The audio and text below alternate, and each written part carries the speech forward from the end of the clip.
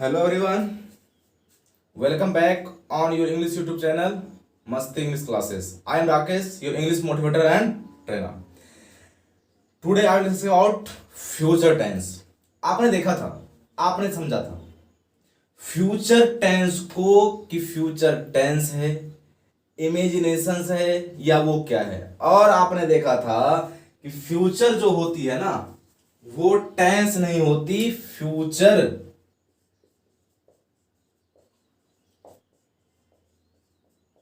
क्या होती है, इमेजिनेशन होती है।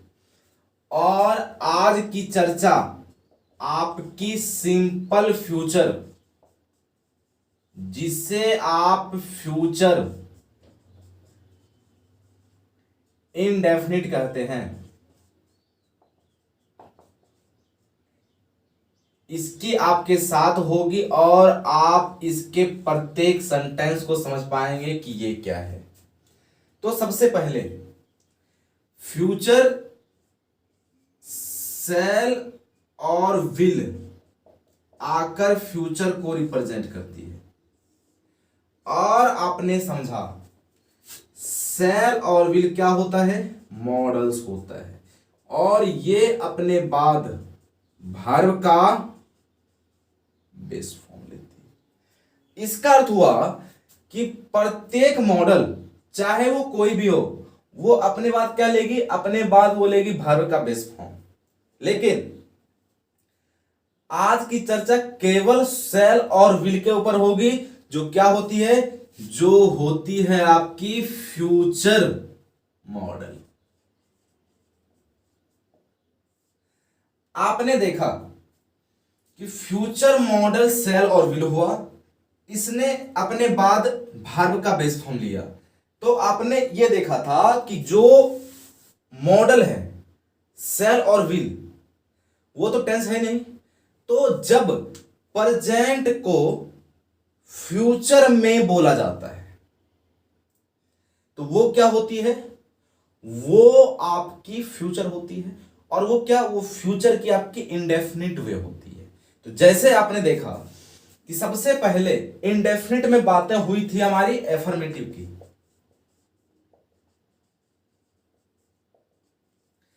और आपने ये देखा था एफर्मेटिव सब्जेक्ट, इसके बाद सेल या विल सब्जेक्ट के अकॉर्डिंग, इसके बाद base form of verb object या अदर वर्ड। ये क्या हुई थी, एफर्मेटिव हुई थी। इसे आपने देखा था कि सेंटेंस यदि ली जाए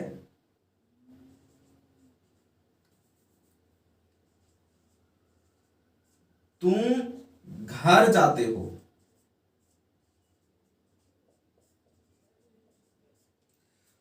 और यहां लिया जाए तुम घर जाओगे, आप पाएंगे तुम घर जाते हो, तुम घर जाओगे। इसका अर्थ हुआ तुम घर जाते हो, ये क्या हुआ, ये आपका केवल प्रेजेंट में हुआ। और जैसे आपने बोला तुम घर जाओगे, तो जब आपने इसी प्रेजेंट को क्या बोला, फ्यूचर में तुम घर जाते हो, मैंने आपसे पूछा कि माय डियर स्टूडेंट आप इसको बोल के दिखाइए किसमें, फ्यूचर में। तो आप बोलते हैं तुम घर जाते हो प्रेजेंट, तुम घर जाओगे फ्यूचर। तो क्या आपने इस प्रेजेंट को फ्यूचर में नहीं बोला, तो आपने इसी प्रेजेंट को फ्यूचर में बोला। तो आपने क्या किया, आपने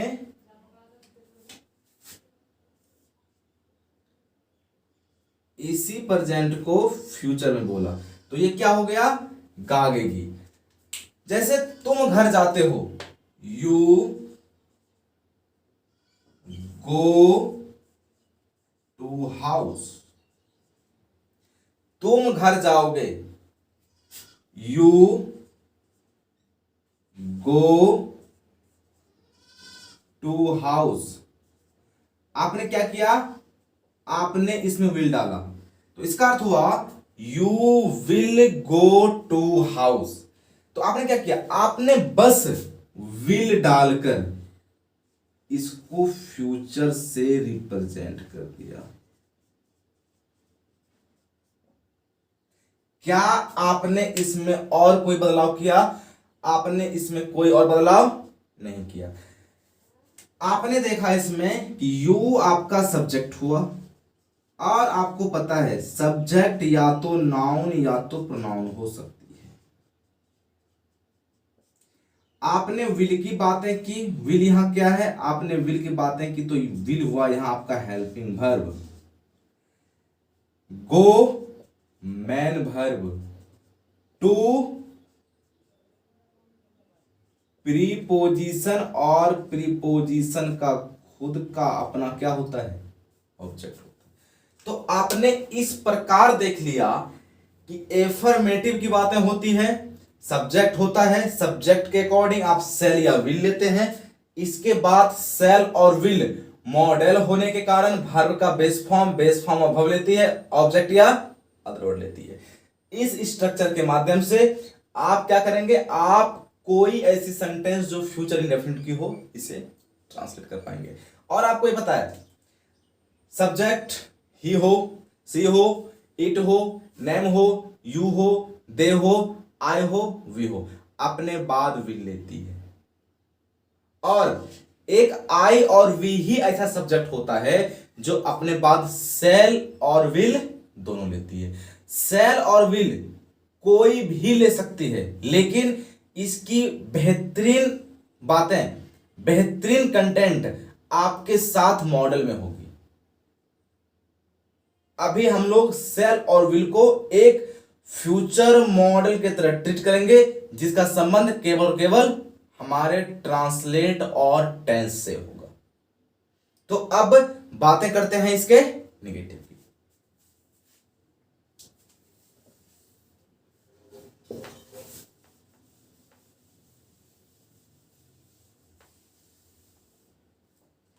यदि आप इसमें निगेटिव को ऐड करें, और वो भी कैसी सेंटेंस? निगेटिव से, तो आप पाएंगे कि इस निगेटिव में ये बातें करेगा नकारात्मक की। नकारात्मक क्या?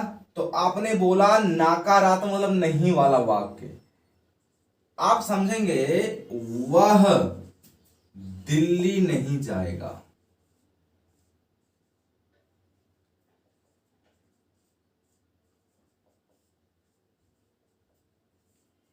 वह दिल्ली नहीं जाएगा, इसका अर्थ हुआ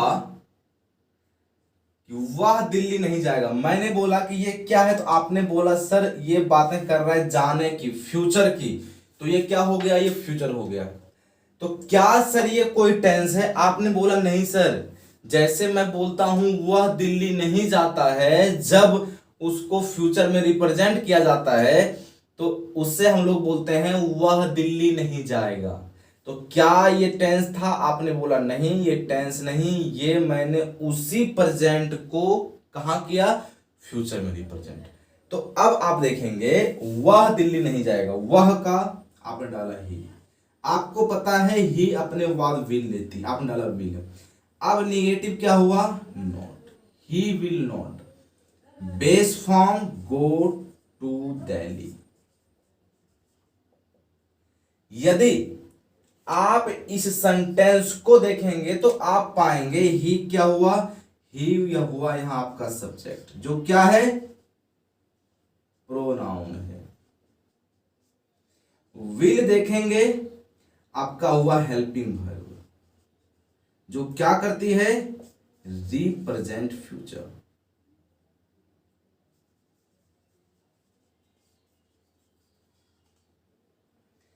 आप देखेंगे not, negative word, go base form of verb, to preposition, और दिल्ली इसका ऑब्जेक्ट। तो आपने इस प्रकार देखा कि यदि निगेटिव लें तो आप किस प्रकार करें? आप सब्जेक्ट लें, उसके बाद सब्जेक्ट के अकॉर्डिंग या तो शैल या तो विल लें, इसके बाद निगेटिव वर्ड नॉट लें, इसके बाद बेस फॉर्म ऑफ वर्ब जिसके ऊपर फोकस किया जाए जिस सेक्शन के ऊपर उसको लें, इसके बाद आपने प्रीपोजिशन लिया और ऑब्जेक्ट लिया। आपने देखा कि यदि इसके स्ट्रक्चर को बनाने की कोशिश की जाए तो सबसे पहले आप क्या करते हैं, आप डालते हैं, मैं इसकी जगह बनाऊंगा थोड़ा सा, आप डालते हैं सब्जेक्ट, इसके बाद आप लेते हैं शैल या तो विल, इसके बाद लेते हैं आप नॉट, इसके बाद बेस फॉर्म ऑफ वर्ब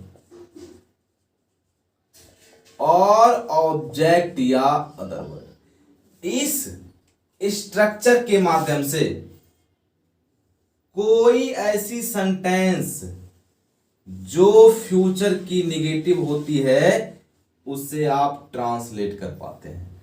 और शैल और विल कहां लेते हैं ये आपने देख लिया, आप कहां लेंगे सब्जेक्ट के अनुसार शैल और विल आपने देखा है। निगेटिव की बातें होती है आप नॉट लेंगे, बेस फॉर्म ऑफ वर्ब लेंगे, ऑब्जेक्ट या अदर वर्ड लेंगे। सबसे पहले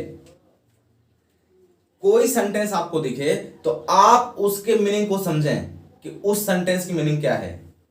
जैसे आपने उसके मीनिंग को समझा तो आप उसके मीनिंग के अकॉर्डिंग उसे ट्रांसलेट करते हैं, वो आपकी ट्रांसलेट हो जाएगी।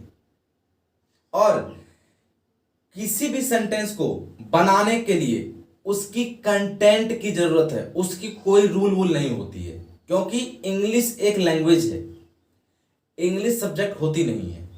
तो आप जब तक उससे लैंग्वेज की तरह पढ़ेंगे नहीं तब तक वो आपके लिए पूरी तरह क्लियर नहीं हो पाएगी।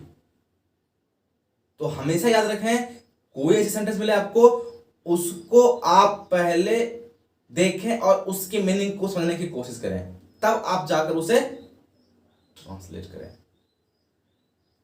Because when you understand meaning and context of the sentence, after you find out that how types I can translate to that sentence which I got,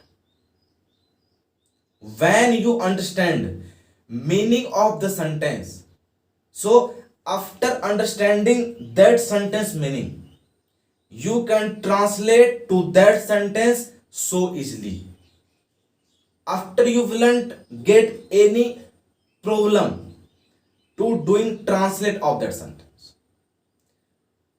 I speak that future.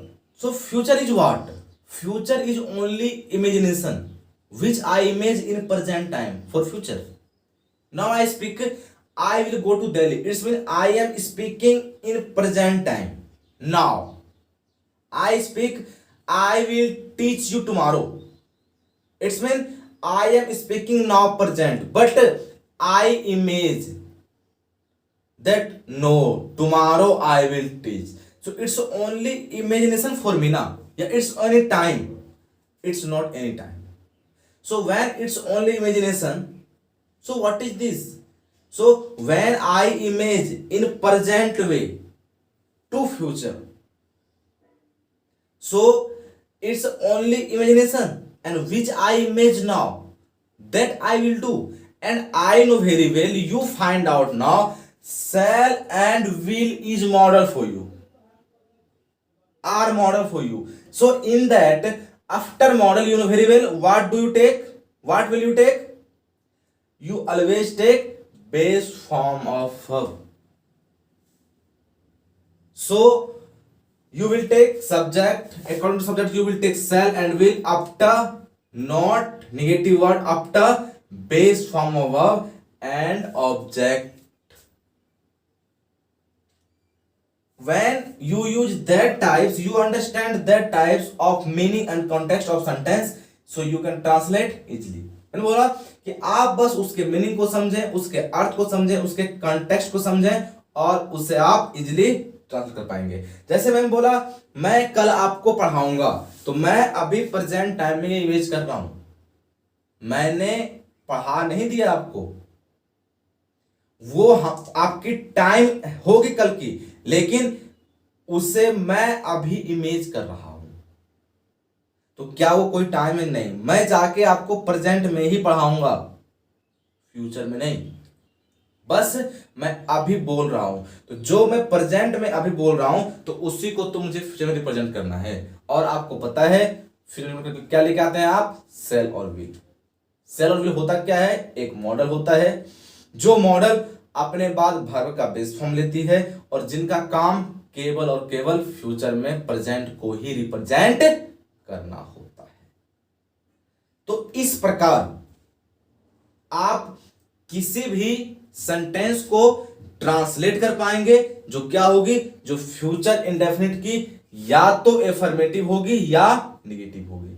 तो आज आपने दो sentence सीखा, future की affirmative और negative, कि दोनों sentence किस प्रकार ट्रांसलेट होगी। एक सेंटेंस मैं और लेता हूं जो आपकी फ्यूचर इंडेफिनिट की निगेटिव होगी। जैसे आप अगले सेंटेंस को समझेंगे, तुम फल नहीं खाओगे।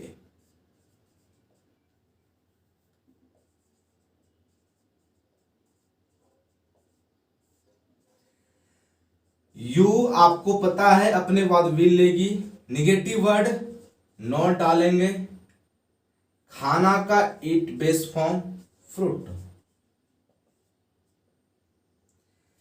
इस सेंटेंस में आप देखेंगे यू आपका क्या हुआ, यू आपका सब्जेक्ट हुआ, जो क्या है प्रोनाउन है।